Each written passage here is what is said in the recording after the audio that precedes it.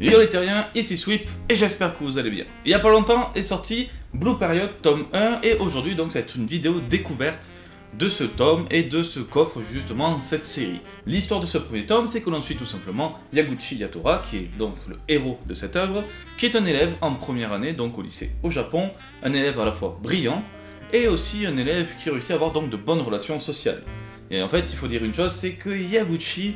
en fait, il est très intelligent, il a de bonnes notes et tout, et surtout, il fait tout donc pour être bon socialement. En fait, tout simplement, tout ce qu'il fait est par intérêt. Il bosse énormément parce qu'il est intelligent et qu'il peut bosser, mais surtout, il a de bons contacts avec ses amis, il sort avec eux, il va regarder des matchs, il se bourre la gueule toute la soirée, il fume des clopes, tout ça parce que, forcément, il faut avoir des relations sociales pour avoir des fois une vie quasiment stable. La preuve même, on le voit fumer alors qu'il n'aime pas ça parce que d'un côté, c'est pour son image. Et le problème, c'est que Yaguchi Yatora n'a jamais écouté son cœur. Et tout va changer lors d'un cours d'art plastique. Enfin, art plastique, c'est plutôt en France. Là-bas, c'est un cours d'art, tout simplement. Où Yaguchi, qui d'habitude passe son temps donc à ne rien faire, à dormir, parce que l'art, c'est pas la matière où il faut avoir les meilleures notes, ce genre de choses, donc il s'en fout un peu. Sauf qu'un jour, il va être un peu chamboulé, il va voir un dessin, il va être très pris, il va être vraiment, mais ça va le prendre un peu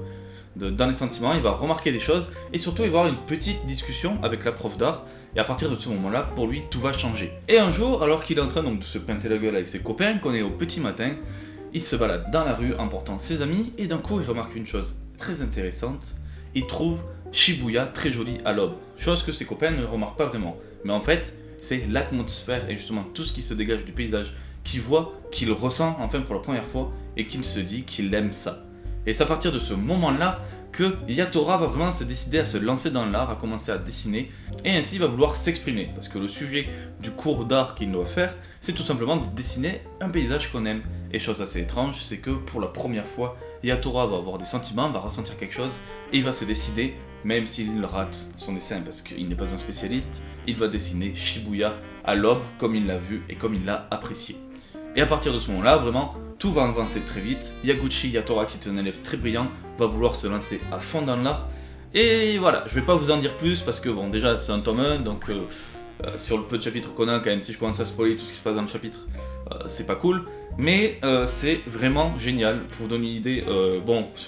moi je l'ai adoré au point que j'ai mis du temps à le lire. C'est qu'il y a pas mal de choses d'explications, donc j'ai pris le temps de tout lire, admirer, de tout comprendre, donc j'ai mis pas mal de temps au point que je l'ai terminé à 1h du matin, mais j'étais pas crevé parce que j'étais vraiment dedans, et il est excellent, et pour la preuve même, c'est qu'on nous montre dès le départ,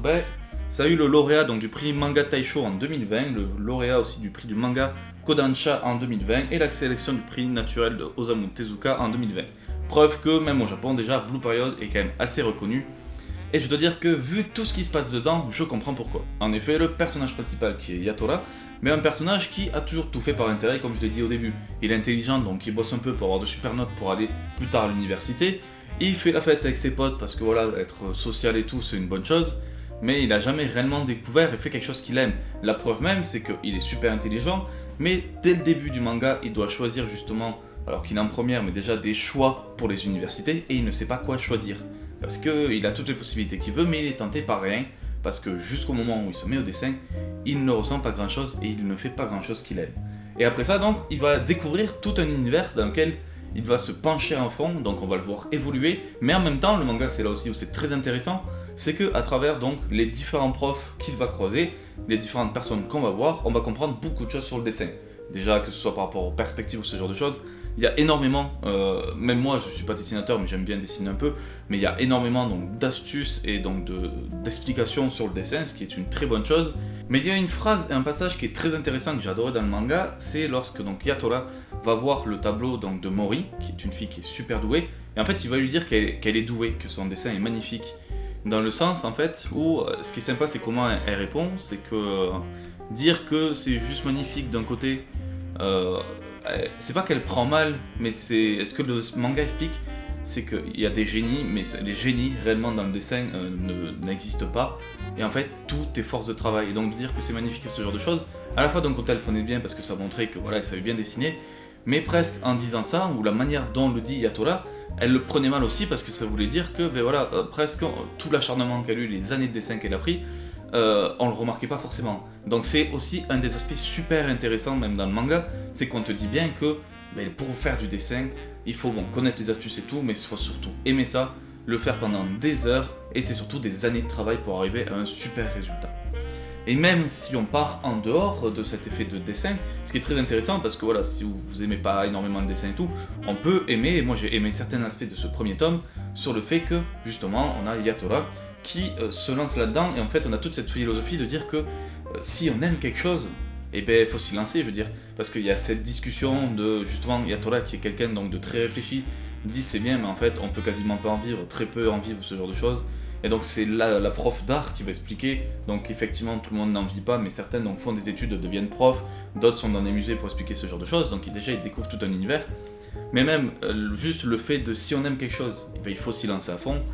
c'est un truc d'art en général, ou même dans des sports ou ce genre de choses, si on aime, on s'y lance à fond, faut y aller, faut réfléchir et tout, mais faut y aller. Donc ce premier tome était, donc pour moi déjà je l'ai dit, excellent. Et il y a beaucoup de bons messages qui passent à l'intérieur directement. Et le fait donc de voir aussi toutes les techniques, les différences justement entre par exemple là la peinture japonaise, la peinture à l'huile ou ce genre de choses, ça apporte beaucoup d'aspects, beaucoup d'explications aussi sur le monde du dessin et de l'art, surtout par rapport à la vision japonaise, parce que là ça nous parle des fois d'université japonaise ou ce genre de choses, mais c'est un premier tome vraiment excellent, il me tarde de lire la suite parce que j'ai adoré, et du coup voilà, ce que je peux vous dire, foncez sur ce premier tome donc, qui est de Pika Édition,